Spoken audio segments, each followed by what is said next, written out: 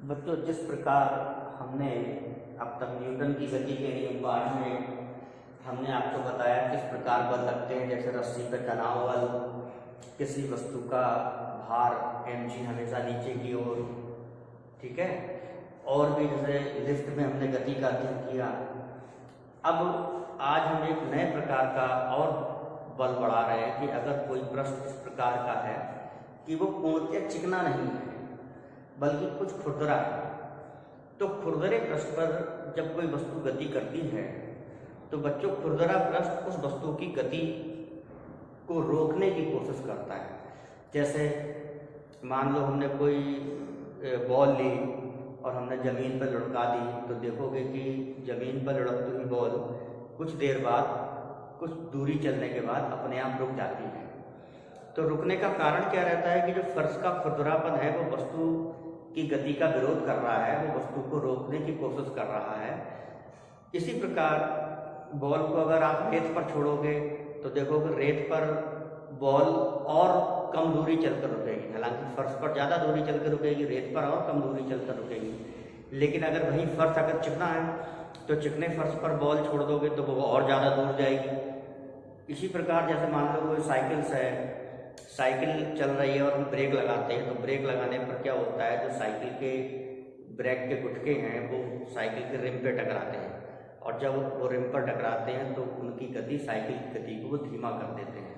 तो बच्चों, कुल मिलाकर वह बल जो वस्तु की गति का विरोध करे, सतह पर लगने वाला वो बल जो वस्तु की गति का विरोध करता है, वो घर्षण बल कहलाता है। जैसे और घर्षण बल दो वस्तुओं के हमेशा संपर्क में लगता है। ऐसा नहीं कि वस्तु हवा में गति कर रही है तो घर्षण बल लगेगा। जब दो वस्तुएं आपस में एक दूसरे को टच करके गति करती हैं, जैसे मान लो कि जैसे बॉल हमने जमीन पर लुढ़काई तो बॉल जो है वो जमीन की सतह पर गति कर रही है, तो सतह जो है वो बॉल की गति को रोकने का प्रयास करेगा। इसी प्रकार जैसे दो हाथों को हम आपस में ऐसे रगड़ते हैं तो देखा होगा कि जब हाथों को ऐसे आपस में रगड़ते हो तो हथेलियाँ गर्म पड़ जाती हैं। तो होता क्या है कि यही हथेलियाँ जो आपस में रगड़ रहे हैं तो हथेलियों के बीच हमारा घर्षण बल लग रहा है। ये बल हमारी हथेलियों को आगे बढ़ने से रोकने की कोशिश कर रहा है।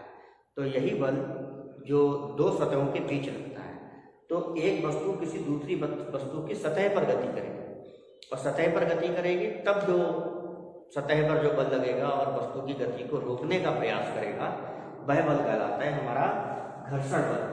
तो घर्षण बल क्या है कि जब कोई वस्तु किसी दूसरी वस्तु की सतह पर फिसलती है या फिसलने का प्रयास करती है, मतलब ज़्यादा फिसल रही हो या फिसलने की कोशिश कर रही हो, मतलब फिसल ना पा रही हो, तो क्या होगा कि इसका मतलब फर्श की रुकावट ज़्यादा है, वो फिसल नहीं पा रही है।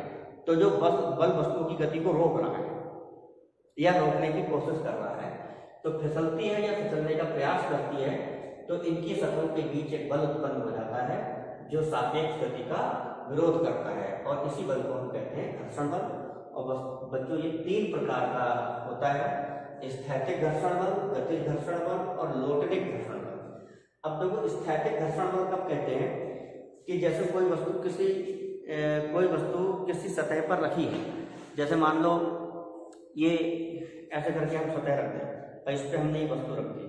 अब देखो ये क्या है कि हमने ये पेज मान लो ऐसे टेढ़ा कर रखा है, और टेढ़े करने के बाद भी ये जो वस्तु है फिसल नहीं पा रही है, तो इसका मतलब ये सतह इस वस्तु की जो सतह को टच कर रही है तो इस पर इतना ज़्यादा घर्षण है कि ये इसके फिसलने का विरोध कर रही है, लेकिन ये वस्तु इस पर फिसल नहीं पा रही है। तो इसका मतलब घर्षण बल ज़्यादा है और वस्तु के फिसलने का बल कम है। तो जब वस्तु के फिसलने का बल कम हो और सतहों के बीच घर्षण बल ज़्यादा हो, तब वस्तु गति नहीं कर पाती या फिसल नहीं पाती। तो उस स्थिति में लगने वाला घर्षण बल कि जब एक वस्तु दूसरी वस्तु के संपर्क में हो या सतह पर हो लेकिन वस्तु फिसल ना पाए, तब लगने वाले घर्षण बल को हम कहते हैं स्थैतिक घर्षण बल। जब एक वस्तु दूसरी वस्तु के सतह पर फिसलने का प्रयास करे, केवल प्रयास कर रही है फिसलने का, लेकिन फिसल नहीं पा रही, लेकिन फिसल ना पाए, तब लगने वाला बल स्थैतिक घर्षण बल कहलाता है। अपने इस स्थैतिक घर्षण बल को बच्चों Fs से प्रदर्शित करते हैं। S फॉर स्टैटिक कहते हैं स्थैतिक घर्षण बल को।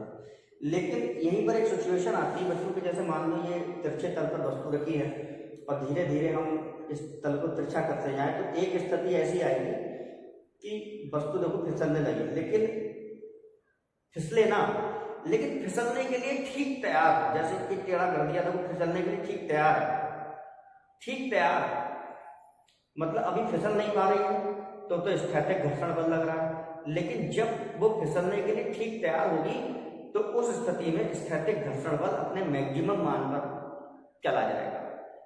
फिसल ना पाए, फिसलने के लिए ठीक तैयार, तब स्थैतिक घर्षण बल अपने मैक्सिमम मान पर चला जाएगा, और जो स्थैतिक घर्षण बल का अधिकतम मान होता है उसे हम कहते हैं सीमांत घर्षण बल। जैसे इसका अधिकतम मान अर्थात जिस बल पर वस्तु ठीक फिसलने के लिए तैयार हो, सीमांत घर्षण बल कहलाता है। तो सीमांत घर्षण की स्थिति में बच्चों वस्तु फिसलती नहीं है, लेकिन फिसलने के लिए ठीक तैयार होती है, तो सीमांत घर्षण बल भी एक प्रकार का स्थैतिक घर्षण बल ही है। तो स्थैतिक की स्थिति में तो वस्तु फिसलेगी ही नहीं, लेकिन सीमांत स्थिति में ठीक फिसलने के लिए एकदम तैयार होगी। तो ठीक फिसलने के लिए तैयार होने का मतलब है कि मतलब हल्का सा भी और ज्यादा बल लग गया तो वस्तु फिसल जाएगी, ठीक है ना। लेकिन यहीं पर अब आता है गतिज घर्षण बल। तो गतिज घर्षण बल तब लगता है बच्चों जब वस्तु ऐसे फिसल रही है, जैसे मान लो वस्तु फिसल रही है, तो एक वस्तु जैसे दूसरी वस्तु की सतह पर ये फिसल रही है, तो जब सतह पे फिसल रही है लेकिन ये सतह इसको रोकने की कोशिश कर रही है, तो सतह वस्तु की गति को रोकने की कोशिश कर रही है, लेकिन वस्तु रुकी हुई नहीं है, ना ही ठीक चलने के लिए तैयार है, बल्कि इसके ऊपर फिसल रही है। तो अगर गति करते हुए वस्तु जाए तब उस स्थिति में लगने वाला घर्षण बल कहलाता है गतिज घर्षण बल। कि जब वस्तु पर सीमांत घर्षण बल से अधिक बल लगे, तो सीमांत घर्षण बल से अधिक बल लगा देंगे तो वस्तु फिसलने लगेगी, तब अधिक बल लगे तब वस्तु फिसलने लगती है, और इस स्थिति में लगने वाला बल गतिज घर्षण बल Fk कहलाता है। तो गतिज घर्षण बल को हम Fk से प्रदर्शित करते हैं, K for kinetic, kinetic means गतिज। तो ध्यान रखना है स्थैतिक या सीमांत घर्षण बल को F से दिखाएंगे और गतिज घर्षण को Fk से प्रदर्शित करेंगे। तीसरी बात आती है लोटनिक घर्षण की। बच्चों लोटनिक घर्षण कब कहते हैं, यह भी आपका स्थैतिक और गतिज की ही तरह है, लेकिन स्थैतिक में वस्तु ठीक फिसलने को तैयार है लेकिन फिसल नहीं रही है, गतिज में वस्तु फिसल रही है। लोटनिक हम तब कहते हैं जब कोई वस्तु लुढ़क रही है, फिसले ना बल्कि लुढ़के। देखो फिसलना कहते हैं इस चीज को, ऐसा करके वस्तु ऐसे फिसलती भी आगे बढ़ रही है। लोटनिक का मतलब लुढ़के, जैसे बॉल लुढ़कती है, जैसे इस तरह से लुढ़कती भी चले, तो कोई वस्तु ऐसे गोल गोल घूमती भी लुढ़कती भी चल रही है। जैसे हम जमीन पर बॉल डालें तो बॉल जो होती है वो ऐसे लुढ़कती भी चलती है, या गोला है या पहिया है, वो फिसले नहीं।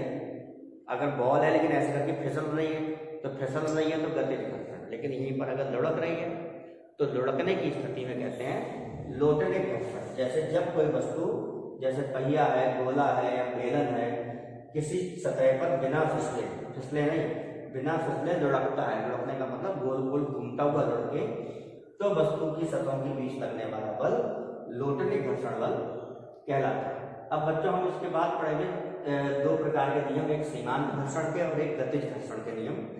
पहले हम सीमांत घर्षण के नियम पढ़ रहे हैं, गतिज घर्षण के नियम नेक्स्ट वीडियो में पढ़ेंगे। सीमांत घर्षण के क्या नियम है कि जैसे कोई वस्तु किसी मान लो संपर्क सतह पर रखी है, जैसे मान लो ये कोई सतह है और ये कोई m द्रव्यमान का पिंड इस पर रखा है, तो देखो इसका भार mg नीचे लगेगा, और जब भार जमीन पर लगेगा तो जमीन इस पर प्रतिक्रिया बल r दिखाएगा। अब मान लो वस्तु को हम ऐसे करके F बल लगाकर इधर की ओर खींचने की कोशिश कर रहे हैं, मान लो F बल लगाकर इधर की तरफ खींचने की कोशिश कर रहे हैं, लेकिन वस्तु आगे नहीं बढ़ रही है। तो आगे नहीं बढ़ रही है तो सतह के बीच लगने वाला बल लगाने के बाद भी वस्तु आगे नहीं बढ़ रही है, मतलब वस्तु गति नहीं कर रही है, तब सतहों पर लगने वाला बल कहलाएगा स्थैतिक घर्षण बल। लेकिन बल का वह मैक्सिमम मान, मतलब बल हम लगाते चले जाएं और एक स्थिति तो ऐसी आएगी ना कि बल लगाने में वस्तु आगे बढ़ने के लिए ठीक तैयार होगी, मतलब आगे ना बढ़े लेकिन ठीक तैयार हो जाए, बल लगाने पर बल लगाया ठीक आगे बढ़ने के लिए तैयार, तब उस स्थिति में लगने वाला बल कहलाता है सीमांत घर्षण बल। और देखो जैसे हम मान लो बल इधर लगा रहे हैं तो इधर की तरफ गति होगी, तो सीमांत घर्षण जो होगा इसकी गति का विरोध करेगा। विरोध करने का मतलब सीमांत घर्षण बल इसकी गति के विपरीत लगेगा। अब उसको दिखाने का तरीका क्या होता है, कि बल लगा रहे इधर राइट हैंड साइड पे, तो गति हो सकती है राइट हैंड साइड पे, तो आपका स्थैतिक घर्षण बल इसके विपरीत लगेगा ये। और दिखाने का तरीका होता है वस्तु की सतह पर, जो सतह है ये इस सतह पर देखा होता है एफ। तो ये हो गया स्थैतिक या सीमांत घर्षण बल जो इसकी गति का विरोध कर रहा है। तो गति इधर हो सकती है, बल इधर लग रहा है, लेकिन घर्षण बल इसके विपरीत लगेगा। तो लेकिन जो ये स्थैतिक घर्षण बल होता है, ये पहला नियम है कि स्थैतिक घर्षण बल जो जमीन पर जो प्रतिक्रिया हम आर लगा रहे हैं इसके समानुपाती होता है। तो सीमांत घर्षण बल वस्तु तथा सतह के बीच जो अविलंब प्रतिक्रिया लगाते हैं आर, इसके समानुपाती होता है। तो ऐसा समानुपाती आर, और समानुपाती का चिन्ह हटाएंगे तो ये कांस्टेंट हमने लगाया म्यूएस इंटू आर, जहाँ जो म्यूएस है इसको कहते हैं बच्चों घर्षण गुणांक। लेकिन ये घर्षण गुणांक सीमांत स्थिति में लग रहा है, मतलब ठीक वस्तु की स्थैतिक स्थिति जिसमें वस्तु फिसल नहीं रही है लेकिन फिसलने के लिए ठीक तैयार है, इसीलिए हमने म्यू के नीचे वर्ड एस लगाया है। म्यू खाली कहलाता है घर्षण गुणांक और म्यूएस का मतलब है स्थैतिक या सीमांत घर्षण गुणांक। अब जो सीमांत घर्षण बल होता है वो हमेशा वस्तु की सतह पर उस दिशा में लगता है जिससे वह वस्तु के फिसलने का विरोध कर सके। तो देखो मैंने दिखाया है कि वस्तु आगे की तरफ बढ़ने की कोशिश कर रही है, लेकिन घर्षण बल इसके विपरीत वस्तु को रोकने की कोशिश करेगा। तीसरा नियम सीमांत घर्षण का कि सीमांत घर्षण बल वस्तु के आकार की, मतलब वस्तु का आकार क्या है या इस सतह का क्षेत्रफल क्या है, बच्चों इस बात पर सीमांत घर्षण बल निर्भर नहीं करता। चाहे वस्तु का आकार कुछ भी हो, सतह का क्षेत्रफल कुछ भी हो, तो मतलब वस्तु चाहे छोटी हो चाहे बड़ी हो, सतह का क्षेत्रफल चाहे ज़्यादा हो चाहे कम हो, सीमांत घर्षण बल का एक निश्चित मान होगा। वो इस बात पर निर्भर नहीं करेगा कि वस्तु का आकार क्या है या वस्तु जिस सतह पर फिसल रही है उस सतह का क्षेत्रफल क्या है। चौथा नियम की सीमांत घर्षण बल सतह की प्रकृति की, मतलब सतह कितनी ज़्यादा खुरदरी है या कितनी ज़्यादा चिकनी है, घर्षण बल इस बात पर निर्भर करता है। जैसे मैंने बताया था आपको कि आप चिकने फर्श पर बॉल लुढ़काओगे, तो चिकने फर्श पर लुढ़काओगे तो वो ज़्यादा दूर जाएगी। तो ज़्यादा दूर जाने का मतलब है कि चिकने फर्श पर रुकावट कम है, मतलब घर्षण बल कम है। और वहीं फर्श अगर थोड़ा खुरदरा है तो खुरदरे फर्श पर बॉल लुढ़काओगे तो चिकने फर्श की अपेक्षा खुरदरे फर्श पर लुढ़कती हुई बॉल कम दूर जाएगी। क्यों कम दूर जाएगी? क्योंकि वहाँ पर घर्षण बल ज़्यादा है। और उसी की तुलना में अगर आपने रेत पर बॉल लुढ़का दी तो बॉल और कम दूरी जाएगी, क्योंकि रेत पर घर्षण बल और भी ज़्यादा है। तो घर्षण बल इस बात पर निर्भर करता है कि उस सतह की प्रकृति क्या है, जिस सतह पर वस्तु गति कर रही है वह कितना खुरदरा है या वो पृष्ठ कितना चिकना है।